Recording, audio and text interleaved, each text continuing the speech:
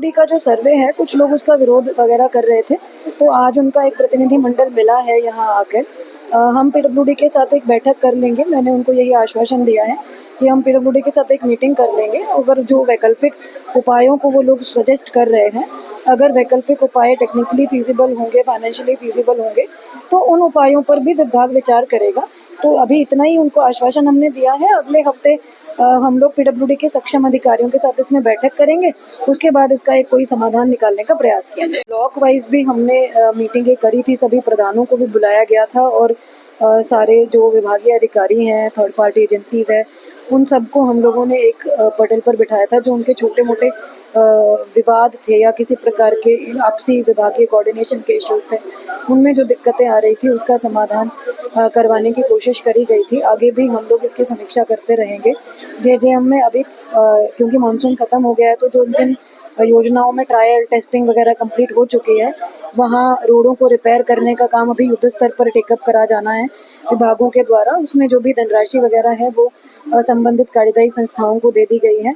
सभी जो जल जीवन मिशन की एजेंसीज़ हैं वो अपनी एनओसी जारी करेंगी और इसको हम लोग मिशन मोड में रोड्स के रिपेयर वर्क को टेकअप करवाएंगे। 10 वार्डों पर कर रहे हैं। तो आज तीसरा कैंप था नगर निगम हल्द्वानी का।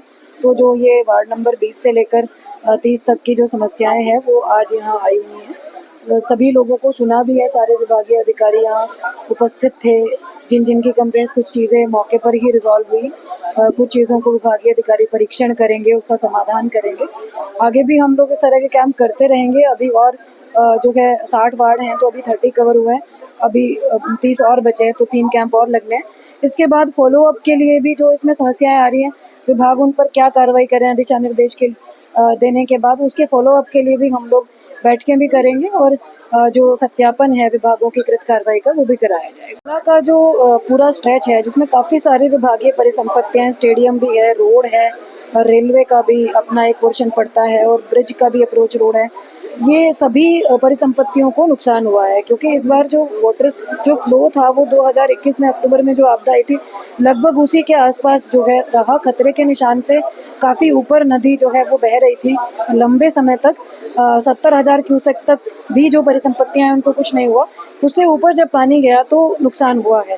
तो इसमें काफ़ी जनजीवन भी प्रभावित हो रहा है, आवागमन भी प्रभावित हो रहा है। विभागों की मीटिंग हम लोगों ने अगले दिन ही कर ली थी, जिसमें रेलवे, एनएचएआई, फॉरेस्ट, सब लोगों को हमने शामिल किया था और जिन विभागों से जो भी कोऑर्डिनेशन होने हैं वो कराते हुए 2 दिन के अंदर अंदर ही उसमें चैनलाइजेशन का जो पहला स्टेप था, ताकि वो पानी के बहाव को फर्दर कटान करने से रोका जा सके, उसके लिए पोकलैंड मशीनें लगा दी गई थी।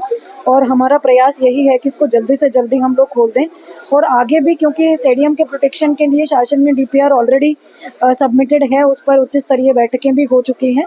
बाकी जो रेलवे को और एनएचएआई को प्रोटेक्शन वर्क करने हैं, उसमें वो तकनीकी जो एजेंसीज़ हैं, आईआईटी रुड़की है, पतनगर है, उनका वो सहयोग ले रहे हैं। हमने एक कोऑर्डिनेशन के लिए भी जनपद स्तर पर एक कमेटी सभी विभागों की बनाई है, ताकि एक विभाग के कराए हुए कार्यों का दूसरे विभाग से कोई विरोधाभास ना हो और एक विभाग के कार्य से दूसरे विभाग की परिसंपत्ति को नुकसान ना हो। तो सभी विभाग एक ही मानक के अनुरूप काम करें और जो विशेषज्ञ सुझाव देते हैं उसमें भी अलग अलग मानक न रखकर एक जो है वो बना लिया जाए, एक रूपता ले आई जाए मानकों में, ताकि एक काम दूसरे विभाग की परिसंपत्ति के लिए जो है वो कंपैटिबल रहे। ये कई बार ऐसी गलतियां होती हैं कि विभाग अपने तात्कालिक प्रोटेक्शन के लिए वर्क करते हैं, लेकिन वो उससे आगे जो परिसंपत्तियां स्थित होती हैं उनके लिए खतरा पैदा हो जाता है। तो वो स्थिति उत्पन्न ना हो, इस पर हम विशेष ध्यान देने की कोशिश कर रहे हैं।